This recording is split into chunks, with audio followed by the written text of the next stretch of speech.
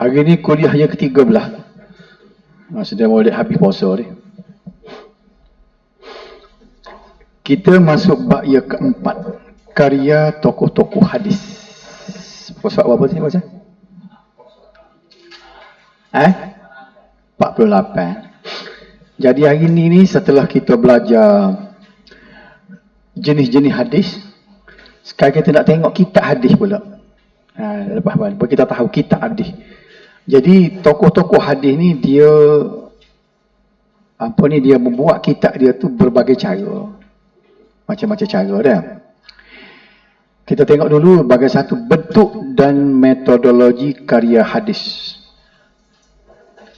Sebenarnya ada 18 bentuk. Kitab hadis ni ulama-ulama hadis buat ada 18 bentuk. Bukan 18 butir kitab, 18 bentuk. Bentuk yang pertama, secara umum karya-karya hadis dapat dibahagikan kepada beberapa bentuk dan jenis antaranya nombor satu sekali saya sebut tadi ada 18 bentuk semua. 18 jenis. Jenis pertama, kitab masanid. Kitab masanid. Masanid ni sebenarnya jamak kepada musnad. Jadi hadis ni dia susun berdasar kepada sanad. Memang setiap hadis ada sanad, tapi cara susunnya dia bergantung kepada perawi sahabat. Sahabat mana yang dengar daripada Rasulullah, maka dia susun ikut perawi. Kitab masanid ialah kitab yang mengumpulkan hadis-hadis Nabi sallallahu alaihi wasallam mengikut nama sahabat. Misalnya hadis yang diriwayatkan oleh Abu Bakar. Semua hadis diriwayatkan oleh Abu Bakar, dia bubuh satu bab. Habis Abu Bakar, dia berhumah pula. Gapo dia kelemahannya? Kelemahan adik kita dah, adik dia tak ada masalah. Kita nak cari payah. Kita nak cari bab wuduk misalnya. Duk mana jadi capuk gaul. Abu Bakar pun ada bab wuduk, Umar pun ada bab wuduk. Jadi payah nak cari kitab. Kitab masanid ni payah nak cari. Kita tengok contoh sini dah. Yang disusun mengikut huruf abjad atau mengikut nasab keturunan atau mengikut sahabat yang paling afdal. Sebab ijma' ulama semua, sahabat yang paling afdal sekali lepas pada Nabi kita ni ialah Abu Bakar. Abu Bakar nombor satu. Kita ngaji akidah mana-mana pun Abu Bakar nombor satu, Umar nombor dua, Uthman nombor tiga, Ali nombor empat dan seterusnya. Okay. Jadi sebab tu kadang-kadang bila orang-orang sufi ni, bila dia memuja sangat ahli-ahli sufi ni, kadang-kadang kita nampak tu cerita tu macam nak atas pada Abu Bakar. Kalulah akidah kita, ada orang lain mengatasi taraf Abu Bakar, situ kita menyalahi ijma'. Kalau menyalahi ijma' ni kok mana pun salah. Kalau melibatkan akidah jadi kufur. Yang ni kadang-kadang dia bahaya orang sufi ni. Dia akak Syekh Abdul Qadir Jilani ni kan terlalu tinggi. Siapa kadang-kadang lepas pada Abu Bakar. Tahu tak? Okey. Karya hadis bentuk ini mula diperkenalkan oleh Abu Dawud At-Tayalisi 204 Hijrah. Dia mati sama dengan Imam Syafi'i. Setelah karya-karya hadis yang sebelumnya bercampur aduk antara hadis dengan asar sahabat dan tabi'in. Jadi orang buat dia tak ada kitab hadis khusus. Dia campur perkataan sahabat pada situ, perkataan tabi'in pada situ dah. Jadi kesedaran nak buat hadis dalam bentuk buku khas tu tak ada lagi pada masa ni. Sebab tu kita tengok Imam Malik, Imam Syafi'i kan, dia tidak kitab hadis dia. Macam Imam Syafi'i, dia ada riwayat sendiri. Dia nak riwayat dengan siapa? Dia sendiri ada sanad. Tapi hadis dia duduk dalam kitab Al-Um, kitab Al-Risalah, duduk campur baur dengan perkataan dia. Nampak situ tak? Jadi keadaan ini menyukarkan pembaca untuk membezakan antara hadis, kata-kata sahabat dan fatwa tabi'in. Ini pergi ke awal. Sebagai contoh kitab Al-Muwatta' Imam Malik. Kitab Imam Malik ni, Muwatta' Imam Malik ni, hadis-hadis yang ada dalam kitab dia hadis kelas 1. Okay? Kita akan tengok depan nanti dia panggil tabaqat. Tabaqat ni maknanya level. Hadis yang duduk di grup nombor 1, maknanya hadis dia ni dari segi credibility, kesahihan hadis tu, dia ada 3 dia masuk dalam serangga kelas 1. Siapa dia? Sahih Bukhari, Sahih Muslim dan Muwatta'. Tapi Muwatta Imam Malik ni tak boleh kata kita hadis sebab dia campur. Nampak tak? Hadis pun ada dalam tu, perkataan sahabat pun ada. Tapi hadis dia hadis berkualiti. Ni hadis daripada kitab Muwatta Imam Malik. Dan Musannaf Al-Lais bin Sa'ad. Antara kitab masyhur yang mengumpul hadis-hadis mengikut nama sahabat yang dipanggil musnad. Jadi kitab hadis kalau dia cara dia susun untuk mengikut nama-nama perawi, dia panggil musnad. Abu Dawud At-Tayalisi sebagaimana kita tengok tadi. Musnad Al-Humaid, Musnad Baqi bin Makhlad, Musnad Abu Bakar Abi Syaibah, Musnad Ishaq bin Rahawai, Musnad Ahmad bin Mani', Musnad Al-Haris bin Abu Usamah, Musnad Al-Bazzar. Kita kaji dengan belakang ni kadang-kadang disebut hadis Al-Bazzar. Okay. Musnad Abu Ya'la Al-Mausili, ni barulah paling popular sekali. Saya buat warna kuning ni, Musnad Ahmad bin Hanbal, Imam Hanbali. Dia mati tahun 241.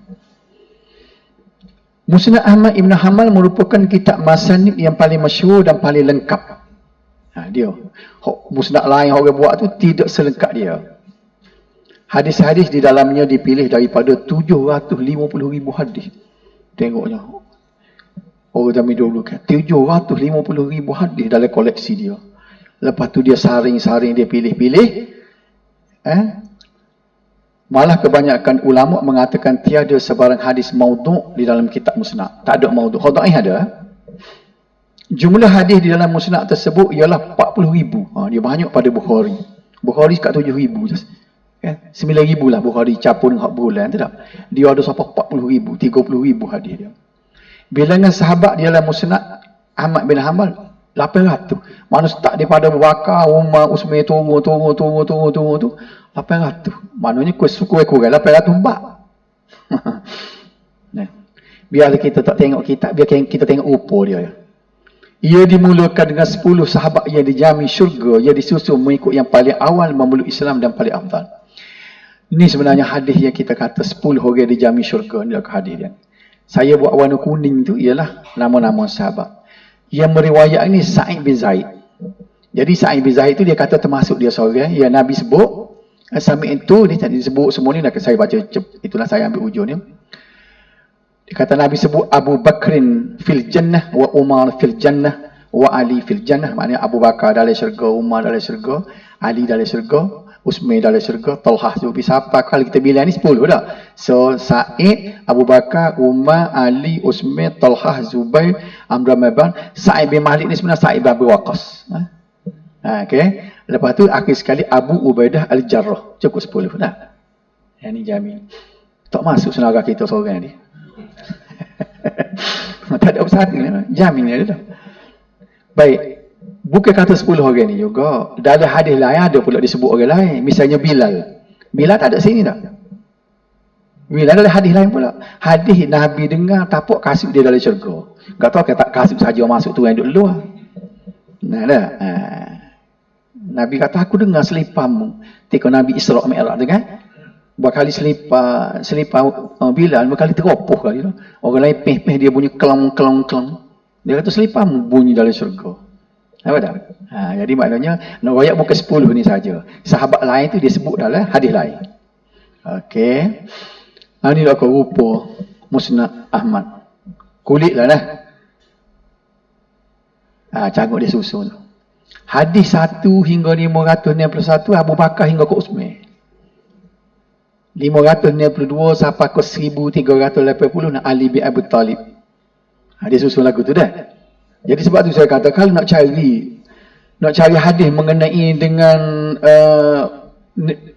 urus niaga jual beli misalnya dah riba ke apa, nak cari mana? Mungkin dalam ni pun ada, dalam Talhah pun ada dan jadi susah. Menyebabkan orang kalau nak rujuk ni nak cari lagu mana? Mungkin ada orang kemudian tu dia buat indeks belakang tu supaya kita mudah kita tengok dah. Cuba tengok contoh ni. Dia ada Abu Bakar saja. Dia kata hadatsana Abdullah bin Numair. Ni orang yang apa ni Imam Ahmad dengar daripada Abdullah bin Numair. Katanya Abdullah bin qala akhbarana Ismail. Ni nak panggil sanad kan. Ismail royak ke Abdullah, lepas tu Ismail ni pulih daripada Ibn Abi Khalid, seterusnya sekali Abu Bakar. Itu hadis nombor 1 dia. Dia susun tu mana-mana hadis diriwayat oleh Abu Bakar. Kalau kita tengok hadis lain ni, hadis nombor 7 pula Abu Bakar juga. Jadi dalam bab Abu Bakar tak Abu Bakar lah kau. Nampak tak? Itu cara kita nak tahu cara susun ni hadis dia buat. Dia sebut Abu Bakar belakang. Orang lain kalau kita tengok dalam Sahih Bukhari, dia tidak susun mengikut nama sahabat, dia mengikut tajuk bab. Mudah nak cari. Babus salah, semua yang duduk dalam tu. Babus siam, bab puasa. Nampak tak? Dalam menyusun kitab tersebut, Imam Ahmad meletakkan beberapa syarat. Antaranya ialah perawi hadis-hadis mestilah sabit dan tidak pernah dipertikaikan dari segi amanah dan kejujuran. Syarat Imam Ahmad diakui lebih ketat daripada syarat Abu Daud dalam sunannya. Maknanya tinggi dia pada Abu Daud. Keistimewaan Musnad Ahmad Ibn Hanbal menyebabkan ramai kalangan ulama yang meringkas, menyusun dan mensyarahkannya. Antaranya Syekh Abdul Rahman Al-Bana As-Sa'ati yang menyusun semula Musnad Ahmad mengikut Abwabul Fiqh. Ni. Maknanya sekat dia ni ada ni. Tahun 1378. Dia ambil Musnad Imam Ahmad tu sebabnya nak cari tak jumpa kan nama sahabat, dia susun mengikut fiqh. Dia kutip semua. Maknanya hebat benar tu, habis hadis dia tengok tu. Mana kitab bab wuduk, dia letak satu tajuk. Jadi memudahkan. Jadi kalau nak rujuk kepada kitab Musnad Imam Ahmad, kena tengok karya Syekh Abdul Rahman Al-Bana As-Sa'ati. Betul? Bila kita sebenarnya kita nak tahu, bila kita ngaji hadis nak tahu. Bila orang sebut Musnad Imam Ahmad, kita tahu lagu mana dah. Cara susunnya dia. Kemudian beliau mensyarahkan pula dalam kitabnya Bulul Amani min Asral Fathil Rabbani. Tadi As-Sa'ati tadi. Selain kitab-kitab musnad yang tersebut, terdapat banyak lagi karya hadis yang mengikut metod yang sama tetapi tidak dinamakan musnad, seperti Al-Mu'jam Al-Kabir. Mu'jam ni dia lebih kurang cara susunnya sama dengan musnad. Al-Mu'jam As-Saghir dan Mu'jam Awsat karya At-Tabarani dan Al-Ilal oleh Ad-Daruqutni. Masuk dah tu juga. Baik. Habis dah kitab musnad. Kita tengok sikit-sikit dah. Kitab musnad, cara susun lagu tu dah. Kita masuk pula dia panggil Kutubus Sihah. Kitab As-Sihah. Sihah ni mana jamak bagi sahih. Jadi, karya dalam jenis nombor 2 ni, dia tidak masuk selain daripada hadis sahih. Dia masuk sahih saja. Siapa dia ni? As-Sihah. Kitab As-Sihah ialah kitab yang hanya mengumpulkan hadis sahih atau meletakkan syarat hanya hadis sahih saja yang ada di dalamnya. Macam kitab Bukhari ya. Tak payah cek dah dia tu. Sebab itulah kalau orang nak belajar dari segi metodologi hadis ya, dia tidak ambil Bukhari tu sebabnya dah sahih belakang. Kita nak kaji sanad tak, orang tak buat kajian ke Bukhari. Kalau ambil Tirmizi, Abu Daud dia ada. Bila Tirmizi kata hadis ni dhaif, kita boleh cari. Kita boleh cari apa dhaif tu kih apa. Jadi saya bercadang semester depan ni bicara dengan Datuk Johari tu, usul fiqh tu saya rasa tidak begitu relevan. Saya rasa kalau mengajar usul fiqh kan pakai tidur habis. Pasal hak tu nak jadi tok qadi tu. Tak nak dia main usul fiqh, dia main kaedah. Misalnya kat saya ambil satu contoh. Al-aslu fil asya'il ibahah hatta yadulla ad-dalil ala tahrim. Bermula satu benda itu ialah halal kecuali ada dalil-dalil yang menunjukkan haram. Jadi kita bincang situ. Jadi semua benda boleh makan belakang kecuali ada satu dalil yang menunjukkan dia tu haram. Jadi boring kita duk bincang benda tu tak. Jadi orang yang ngaji di IPT tu mungkin dia nak masuk besok, ngatuk kan tak. Kita ni saya rasa saya bincang Datuk Johari, dia kata dengan Dr. Muhyiddin pun dia kata ambil hadis Tirmizi. Kalau ambil Bukhari tak ada pedah dia kata. Sebabnya kita tak boleh apply. Ni kita nak ngaji berapa hadis tu jadi dhaif. Jadi kita akan tengok perawi dah. Jadi kita ngaji hadis sikit lagi ni, tidak ngaji supaya orang ngaji di masjid lah. Baca hadis terjemuh ambil pengajaran dia tak. Awak tu boleh tengok mana-mana. Tapi kita nak tengok misalnya hadis Tirmizi daripada sanad orang ni. Berapa dia jadi hasan? Tak jadi sahih. Sikit lah. Maka di antara 7-8 orang perawi tu, mana cacat dia? Nampak tak? Saya rasa waktu lebih menarik lagi dah. Okey. Jadi antara tujuannya ialah untuk mengasingkan hadis-hadis sahih daripada hadis dhaif. Jadi kalau tengok Bukhari Muslim, orang tak tanya ada hadis hasan ke hadis sahih. Sahih belaka dia lah. Untuk memudahkan pembaca kitab As-Sihah disusun, As-Sihah ni jamak bagi sahih dah. Kata plural dia. Disusun mengikut abwabul fiqh, bab-bab fiqh. Seperti at-taharah bersuci, as-salah sembahyang, as-saum. Apa as-saum? Puasa. Dia susun tu, mudah kita cari. Ulama yang mengikut metod ini ialah Al-Bukhari. Dia mula-mula ni. Tahun 250 dia mati. Dan diikuti Imam Muslim 261, dekat-dekat tu. 5 tahun yang beza.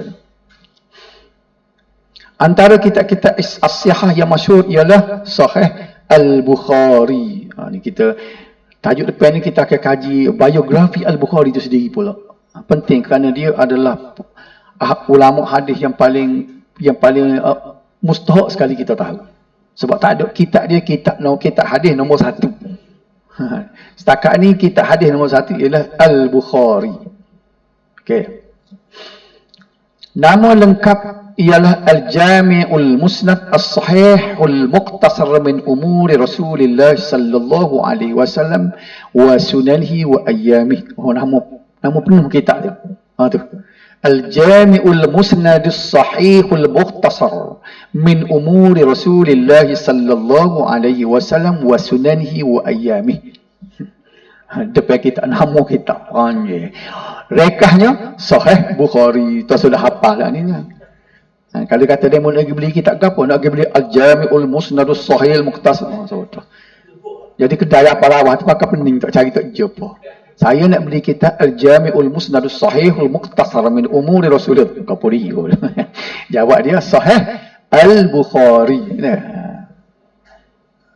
Okey. Ni lagu ni. 5 jilid. Dia ni jilid dia mengikut pencetak. Jilid ni kita tak ada orang jilid kecil, jilid besar dah. Ni. Bukan kata satu bab satu jilid, kadang-kadang beberapa bab ada satu jilid. Ni rupa dia ni. Kita asal dia. Jumlah hadis keseluruhan yang terdapat dalam kitab ini termasuk yang berulang ialah 7,397. Hadis yang berulang ada 2,905. Jadi kalau kita tolak tu tinggal tu saja. Hak tak berulang. Berapa berulang ni sebenarnya hadis yang sama tapi sanad lain. Misalnya ada sanad ada orang lain celah. Jadi dia sanad berbeza tapi hadis yang sama. Jadi kalau tengok hadis samalah. Tujuan dia berputar dia nak tengok sanad. Jadi 4,795. Siapa dia boleh baca semua 4,795 mana dia khatam Al-Bukhari. Sebab tu saya kata kalau nak baca sendiri terjemuh banyak. Kata nak tengok. Bukan apa nak tengok hadis Bukhari, hadis 1, hadis 2, hadis 3. Lama-lama habis dah. Al-Bukhari menyusun hadis-hadis tersebut mengikut abwabuddin. Abwab ni mana bab-bab agama. Dan juga abwabul fiqh, bab fiqh. Abwab ni maknanya jamak bagi bab. Bab ni sebenarnya pintu. Ahmad pintu, Ahmad al-bab. Tapi pintu tu juga dia jadi ke bab ni. Pintu 1, pintu 2. Sebenarnya bab tu pintu. Bab pertama, pintu pertama. Pintu sebenarnya. Abwab jamak bagi bab. Okey. Dengan membahagikan kepada 97 kitab. Ya gini, kitab ni bukan kitab. Kitab ni mana bab besar. Kitabus salah misalnya. Di bawah kitab besar tiada bab. Bab misalnya bab masuk waktu, bab gani. Jadi bab tu bab kecil, bab besar dipanggil kitab. Bermula dengan kitab Bad'ul Wahyi dan berakhir dengan kitab Tauhid. Tengok ni. Orang tinggal sebenarnya ulama-ulama hadis ni ke ialah ulama tauhid. Nak ngaji akidah sebenarnya ulama-ulama dia ada satu bab belakang sekali kitab Tauhid. Nak tahu lagu mana Al-Bukhari bertauhid, berakidah, tengok kitab dia lah. Begitu juga Imam Syafi'i dalam kitab Al-Um dengan Risalah tu dia ada bab tauhid dia. Nampak tak? Cuma orang tinggal. Bila sebut Syafi'i, Hanafi, Maliki, kita diingat dia tu ulama fiqh saja. Kan? Itu jadi speed dah. Akhir-akhir sekali nak mengaji akidah, kita nampak akidah aliran Abu Hasan Asy'ari. Nampak tak? Dia sepi. Dah lah Abu Hasan Asy'ari tu pula. Dia kecil lagi kepada sifat 20. Nampak tak? Dia besar akidah. Pecah dua. Ulama-ulama hadis dia panggil Salafi. Lepas tu bagi pula Asy'ariyah. Abu Hasan Asy'ariyah. Dari Asy'ari pula dia pecah pula. Pecah pula. Kan saya tunjuk dah catat mula dah. Jadi siapa kat kita ni hok cek ni. Ya jadi masalah hok cek ni, dia kata kalau tak mengaji hok dia, tak sah akidah semua. Padahal dia tu satu juzuk di situ. Tu nak ayat. Saya akan ambil masa ni nak sambung hak baru ni dalam pukul 10 minit pukul 10 dah. Okey. Nak sambung hak baru ni sikit lah. Ada catatan. Ni tengok ni. Ni kita Sahih Al-Bukhari. Dia start lagu tu. Al-Mawdu' tu tajuk, As-Safah tu muka surat. Kitab, nampak kata? Kaifa kana bad'ul wahyi? Bagaimanakah wahyu itu dimulakan? Jadi ni hadis-hadis dia. Cuba tengok ni hadis pertama dia. Haddatsana Al-Faqih Al-Hafiz Abu Ali Husain. Ni orang ni yang Bukhari ambil daripada dia lah. Dia ambil daripada siapa ni? Straight. Siapa? Daripada Umar Al-Khattab. Innamal a'malu binniyat. Hadis pertama dalam Sahih Al-Bukhari, innamal a'malu binniyat. Kan?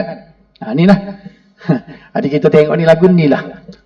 Rupa-rupa dalam kitab Sahih Al-Bukhari. Hak siapa kita tu, hak kita terjemuh dah lah. Okay. Bila kita terjemuh Sahih Bukhari, dia tidak akan tulis berjela-jela panjang sangat ni nak meringkaskan buku. Kan? Dia akan royak daripada Umar bin Al-Khattab, riwayat Al-Bukhari. Dia ambil palong ekor dah. Hak tengah ni tak ada lah. Muhammad bin Qabar As-Siddiq semua ni dia buat. Faham tak? Apa dia buat lagu tu? Dia takut jadi panjang. Sanak saja dah. Sepanjang tu hadis sikit. Oh, jadi tebal. Buku hak sepatut tebal ni jadi tebal tu. Jadi percayalah ke dia. Dia kata dia ambil daripada Al-Bukhari, hadis daripada Umar Al-Khattab. Dia ambil daripada sahabat sampai ke dia. Faham? Okey. Ni kitabul wuduk pula ni. Bab wuduk ni. Hadis yang ke-134 dah. Okey, apa dia?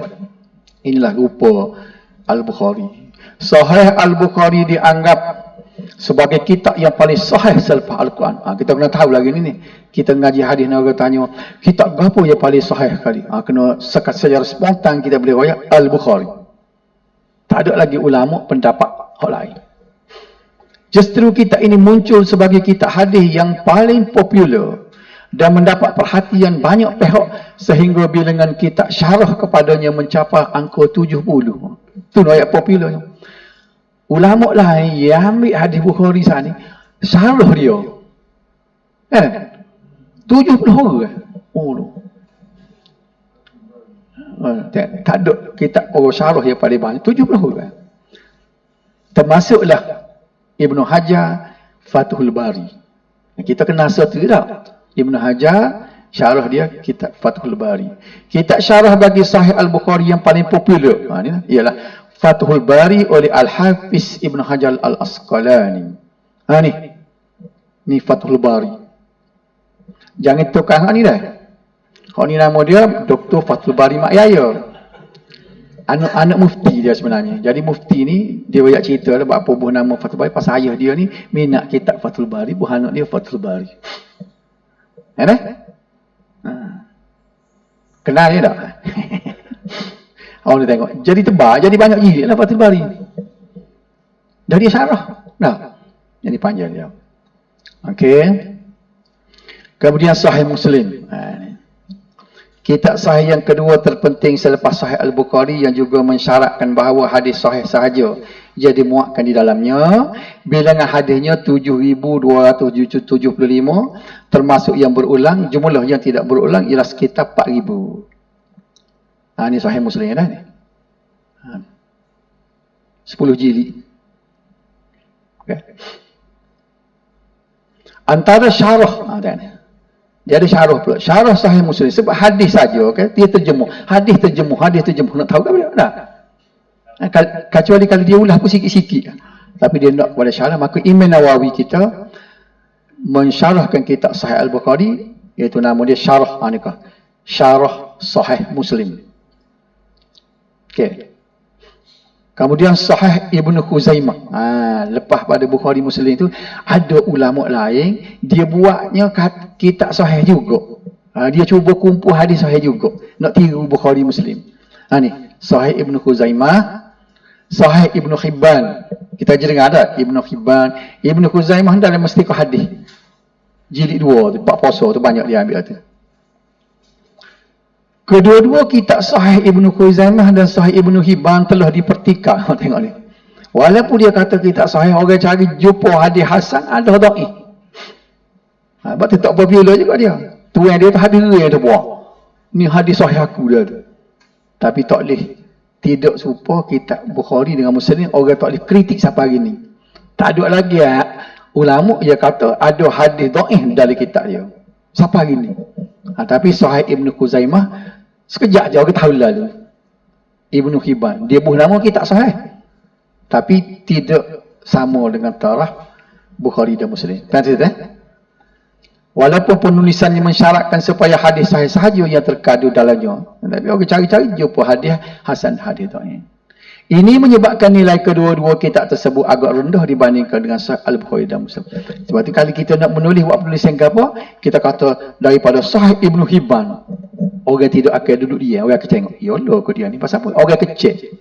Tengok-tengok walaupun ada dalam Sahih Ibnu Hibban, hadis tu dah dhaif. Apa dah? Tapi kalau orang sebut Bukhari, sebut Muslim, orang pakai duduk dia lagi. Mana? Itu cara dia. Sebab itulah kalau penulis-penulis yang ataupun penceramah yang dia orang hadis, macam sekali kita dengar Dr. Ruzaimi ataupun Dr. Mufti Perlis tu kan, bila dia sebut dia kata hadis riwayat Bukhari, dia duduk dia. Tapi dia hadis dia riwayat Abu Daud, dia riwayat lalu hadis ini dinilai sahih oleh gini-gini dia. Pasal dia kena counter balik. Faham tak? Bila dia sebut, cuba-cuba kita dengar dalam YouTube demo ni kan. Bila dia sebut hadis ini riwayat oleh Ibnu Hibban dia. Tapi hadis ini dia sebut Imam Al-Albani kata hadis ni sahih, dia kata. Misalnya Al-Syaukani kata hadis ni sahih. Dia terpaksa kena timba dengan hak lain. Faham metodologi dia. Walau dia sebut Ibnu Hibban, dia sebut hadis lain pada Bukhari dengan Muslim, dia kena tindih hak lain. Syaukani kata mana, Sayuti kata mana hadis ni. Nampak dah benar gambaran Okey. Selain itu terdapat beberapa buah kitab hadis yang dikategori sebagai kitab sahih atas asas yang sama, iaitu syarat yang diletakkan oleh penulisnya. Banyak. Antaranya Al-Mustadrak ala Sahihaini Al-Hakim, Sahih Al-Muntaqa Ibn Sakn. Ada juga kalangan ulama yang menyenaraikan Muwatta Malik, Abu Daud, Tirmizi, An-Nasa'i, Ibnu Majah dalam kategori sihah. Tapi tak boleh lah dipertikaikan kerana adanya hadis-hadis yang dhaif dan hasan. Kalau Muwatta boleh. Okey. Habis. Kategori ketiga. Dua dah kita dah. Musnad, kitab sihah, sunan. Sunan ni jamak bagi sunnah. Sunan ni dia tidak kira lah sahih tak sahihnya. Kitab yang mengumpul hadis Nabi mengikut susunan abwabul fiqh, bab-bab fiqh. Para penulis kitab di As-Sunnah meletakkan syarat bahawa hadis-hadis marfu' sahaja di dalamnya, tiada hadis mauquf. Ingat balik dah gapo mauquf. Ingat lagi tak? Marfu' sampai ke Nabi, mauquf kat sahabat. Jadi dalam kitab Sunnah ni dia tak ambil kitab hadis-hadis mauquf. Mereka juga tidak membataskan kepada hadis sahih saja di dalamnya, justru ia turut mengandungi hadis hasan dan dhaif. Dia masuk juga dalam hadis dia. Cuba tengok Tirmizi, Abu Daud, tapi penulis dia royak. Macam Tirmizi dia royak hadis ini dhaif saja dia nak masuk. Okey. Pasal apa? Sebab hadis dhaif ni ada gunanya di tempat-tempat tertentu. Ya, kita tengok depan nanti dah. Jadi dia tidak buang. Sebab tu Tirmizi dia ambil hadis dhaif. Cara nak guna boleh guna, tapi syarat dia. Tu kita kena tahu syarat menggunakan hadis dhaif. Bukan tak boleh langsung. Hak tak boleh langsungnya hadis palsu. Berbeza dengan kitab As-Sihah dan Al-Jawami merangkumi semua aspek termasuk sirah, tafsir, adab dan lain-lain. Kitab Sunan ni dia tak ada bab tafsir, adab, sirah, dia tak ada. Dia banyak fokus kepada bab fiqh. Kitab Sunan. Antara kitab Sunan yang masuk ialah Sunan Abu Daud. Kitab ini disusun oleh Abu Daud Sulaiman Ibn Ash Al-Sijistani. Beliau menyusun kitab ini mengikut Abwabul Fiqh, bab-bab fiqh, dengan membataskan kepada hadis-hadis yang berkaitan dengan persoalan hukum sahaja. Ini Sunan Abu Daud lah. Dia lebih kurang aja kulit dia ni kalau kita tengok kelar ni. Ni. Sunan Abu Daud. Pergi kat Yaparawah ada tu jujur situ. Tapi ustaz sekolah harap lagi beli ni. Okey. Cuba tengok ni dalam dia. Fahras mawdu'atul juz awal, maknanya muka surat tajuk-tajuk dalam juz 1. Kitabut taharah, babut takhalli inda qada'il hajat, ada nama babul ar-rajul yatabawwa li bawlihi, babu ma yaqulu rajul idza kana, bacaan-bacaan apabila masuk tandas. Ni dalam kitab dia Abu Daud. Cuba tengok contoh dia ni. Kitab babut takhalli inda qada'il, tajuk nombor ni hadis nombor 1 dia. Haddatsana Amrullah bin Maslamah. Inilah orang yang meriwayatkan hadis kepada dia, Abu Daud. Ni nama pertama ni nama yang dia kontak dengan tuan kitab. Abu Daud ambil daripada Amrullah bin Maslamah. Pergi sampai kepada Abisal Al-Mughirah bin Syu'bah. Ni baru sahabat. Kan? Ni semua hadis lagu ni belakang kan? Ini panggil sanad dia. Bilangan hadis keseluruhannya ialah sekitar 4,800 yang dipilih daripada jumlah 5,000 hadis. 500,000 pula lah. Hadis-hadis di dalam kitab tersebut merangkumi hadis sahih, hasan dan dhaif. Oleh sebab itu ia dinamakan kitab Sunan, bukan kitab sahih. Sebab tu dia bubuh nama Sunan Abu Daud. Dia tak kata sahih Abu Daud. Tirmizi Bukhari dengan Muslim, dia boleh kata sahih Al-Bukhari, sahih Muslim. Apa tak? Mungkin kita boleh jawab hari ni, berapa kitab tu nama Sahih Bukhari, nama Sahih Muslim? Sebab dalam tu sikit hadis sahih saja. Hak ni dia nama Sunan. Sebab Sunan dhaif pun ada. Kan tak? Mungkin sebelum hari ni kita tak tahu jawapan dia dah. Kalau kita kata Sahih Abu Daud tak betul lah. Abu Daud sendiri tak tahu nama Sahih buku dia. Kitab dia. Okey. Kenapa pasal? Pasal dia tidak meletakkan syarat seperti mana Sahih Bukhari dan Muslim. Kitab Sunan Abu Daud mengandungi 40 kitab. Kitab ni bab besar. Bukan kitab dia, 40 bab besar. Bermula dengan Kitabut Taharah dan berakhir dengan Kitabul Adab. Sunan Abu Daud dianggap kitab hadis terbaik selepas Sahih Al-Bukhari dan Sahih Muslim dalam kalangan kutub sittah. Jadi gini, satu istilah yang kita kena tahu ni kutub sittah ataupun kita panggil Sunan Sittah. Lagi dengar tak? Orang sebut Sunan Sittah. Itu kutub lain. Kutub tu qaf. Hak ni kat. Kutub ni jamak bagi kitab. Tu kutub tu kat. Wali kutub tu qaf. Bunyi ni kat. Kutub jamak bagi kitab. Plural. Kutubus sittah makna kitab yang 6. Sittah tu ni. As-sunanus sittah makna sunan yang 6. Ada, kalau orang kecik buat hadis dia kata mesti ada hadis tu dalam salah satu daripada kitab Sunan Sittah. Itu istilah dia. Kalau tak ada jadi masalah pula. Ini saja kitab. Kitab yang kita rujuk. Okey. Sunan Sittah ni mula dengan apa? Nombor 1 sekali ni tengok kan susun ni. Yang paling berotoriti sekali ialah Sahih Al-Bukhari, duduk nombor 1. Kena ingat kita sepatutnya Sunan Sittah ni kalau yang ngaji hadis kena ingat. Nombor 2 diikuti oleh Sahih Muslim. Nombor 3 Sunan Abu Daud. Ni segi martabak dia dah. Lepas Sunan Abu Daud barulah Tirmizi. Lepas Tirmizi An-Nasa'i. Lepas Nasa'i Ibnu Majah. Ni ingat dah. Bukhari, Muslim, Abu Daud, Tirmizi, Nasa'i, Ibnu Majah. Itu cukup ni dia. Ni mengikut kedudukan ni. Piala. merebut piala, nombor 1 boleh ke Bukhari, nombor 2 Muslim ni. Kan tak? Susunan mengikut hierarki. Lama orang tanya sunan sitah macam bilan, lama tak kena kerti bilan lagi kita tak Bukhari Muslim itu sampai ke Ibnu Majah. Dia ada satu istilah lain pun yang tidak popular dipanggil sunan tis'ah, kutub tis'ah, 9. Dia masuk 9 ni, apa dia? Ni tak masuk hierarki dia, tapi dia masuk kumpulan ni, iaitu Musnad Ahmad, tak ada ni, Muwatta Imam Malik dan Sunan Ad-Darimi. Jadi 9 macam ni. Tapi tak popular, tak ingat tu pun tak apa. Tapi hak ni tak boleh tidak. Kalau mengaji hadis, orang kata acik bilang sunan setah. Kalau tak boleh bilang hak ni, dia kata mengaji hadis juga pun tak tahu ni. Kan? Ingat dah?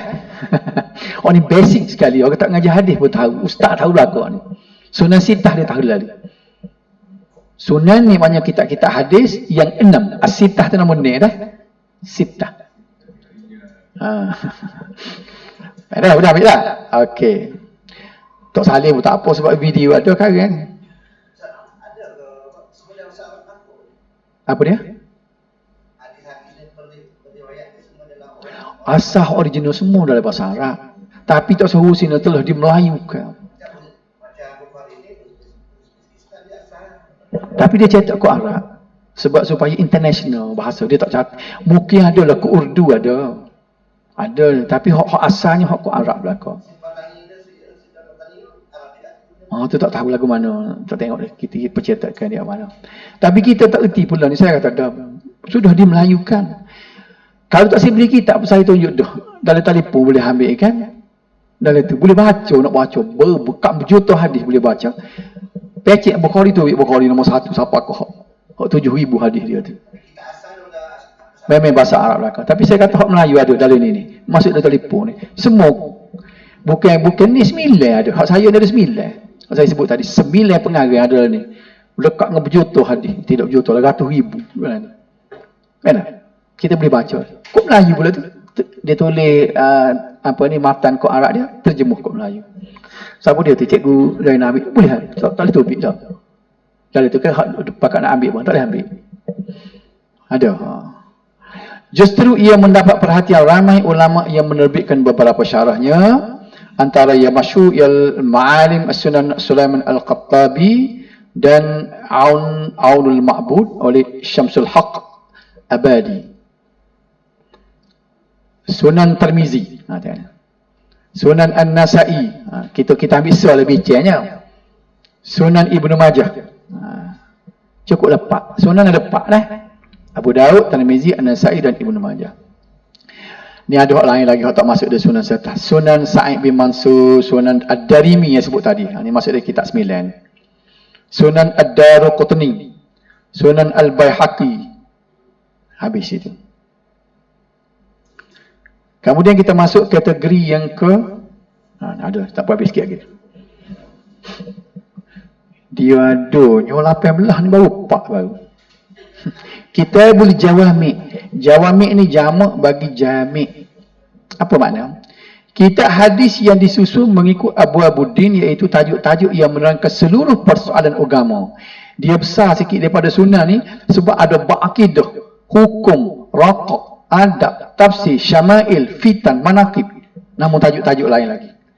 Mana-mana kitab yang merangkumi perbahasan 8 tajuk ini, maka dia dikategori sebagai kitab jawami'. Jadi sunnah tadi tak cukup 8 ni. Dia tak ada kitab-kitab fitan. Fitan ni makna fitnah. Tak. Dengan itu kitab Al-Jawami' berkemungkinan dari kitab As-Sihah dan lain-lain. Baik. Nama, sebab itu kan. Bukhari juga dinamakan kitab Jawami'. Sebab tu dia sebut nama dia Al-Jami'ul Musnad tadi. Antara kitab Jawami' yang masuk ialah ni. Al-Jami'us Sahih Al-Bukhari. Kitab Bukhari tu dalam kumpulan kitab Sihah pun dia masuk, Jawami' pun dia masuk. Kepada Jami' Sahih oleh Muslim, Jami' Sahih oleh Tirmizi. Sunan Tirmizi itu juga dinamakan Jami' Tirmizi. Di segi nama dia. Al-Jami' Sahih oleh Tirmizi juga dikenali sebagai Sunan At-Tirmizi, yang disusun oleh Abu Isa Muhammad Ibn Sarh Ad-Dahhak As-Sulami At-Tirmizi. Ni nama dia.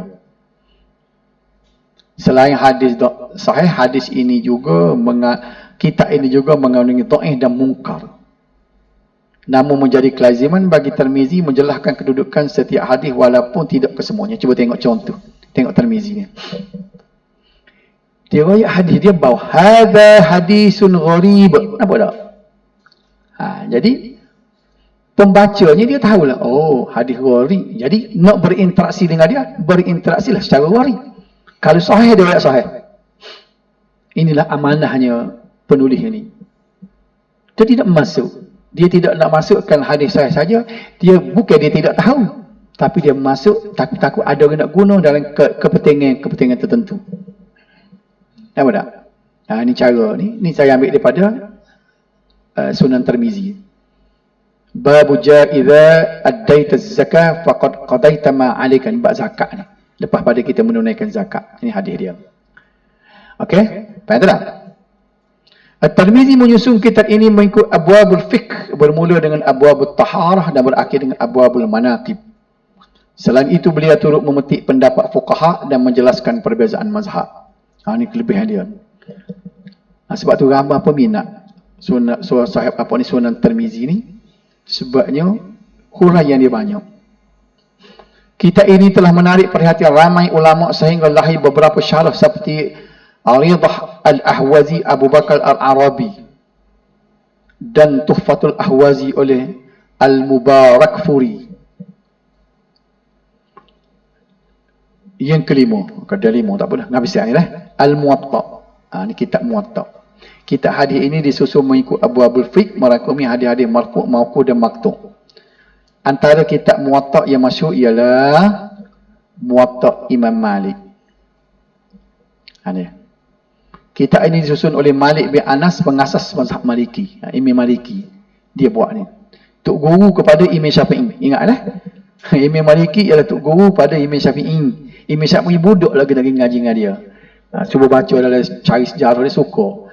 Dia waktu budak terpaksa minta rekomen daripada khalifah. Khalifah bawa dia pergi jalan. Khalifah bawa Imam Syafi'i pergi ngadak Imam Maliki. Bawa ni budak ni nak ngaji dengan mu. Payah juga nak ngaji nak ada rekomen dia. Tok guru tidak akan ajar sebarang ni. Kitab Muwatta ini adalah kitab hadis yang terawal dihasilkan oleh ulama abad kedua Hijrah, malah dianggap terbaik sebelum lahirnya Sahih Bukhari dan Muslim. Sebelum lahir Sahih Bukhari dan Muslim, kitab inilah kitab terbaik. Selain daripada hadis marfu', kitab ini turut mengandungi hadis mauquf dan maqtu'. Jumlah hadis keseluruhannya ialah 1720 yang dipilih daripada 100,000 hadis. Sebab itulah dia tak boleh duduk, tak boleh lawan Bukhari dengan Muslim, sebab dia ada juga hadis maqtu', hadis mauquf. Nampak tak? Cuma dia tu lepas pada Bukhari Muslim dia selalu. Nampak dengan Sunan Abu Daud pun tinggi dia lagi. Tadi dalam Sunan Sittah, kalau kita kira semua sekali, maka Muwatta duduk nombor 3. Dia kelemahan dia berbanding dengan Bukhari Muslim kan ada hadis mauquf dan maqtu'. Bukhari Muslim tak masuk atau tidak? Okey. Hadis-hadis tersebut disusun mengikut abwabul fiqh, bermula dengan bab wuqutus salah, waktu sembahyang, dan diakhiri dengan bab al-asma'un nabi sallallahu alaihi wasallam, nama-nama nabi yang meliputi 3000 persoalan. Anda kau ni kitab Muwatta. Okey. Tengok ni, kitab wuqutus salah. Ni. Ramai dalam kalangan ulama yang mensyarahkan kitab tersebut. Antaranya masyhur ialah Tamhid lima fi Muwatta oleh Ibn Abdul Bar dan Tanwir al-Hawali oleh As-Suyuti. Muwatta Ibnu ni lain pada tu ada lagi kitab Muwatta Abi Dib al-Madani, Muwatta Abi Muhammad Abdullah al-Marwazi. Barulah kita masuk minggu depan ni dah kitab Musannafat. Boring juga dengan ngatuk duk main nama-nama kitab. 18 ni baru ada berapa? 1/3. 18 jenis. Tak baca hak ni sebab kita kena tahu dah. Sekurang-kurangnya hari ni apa yang saya ingin nak masukkan dalam mindanya, inilah rupa cara ulama-ulama menulis kitab hadis dia. Bukan satu jenis.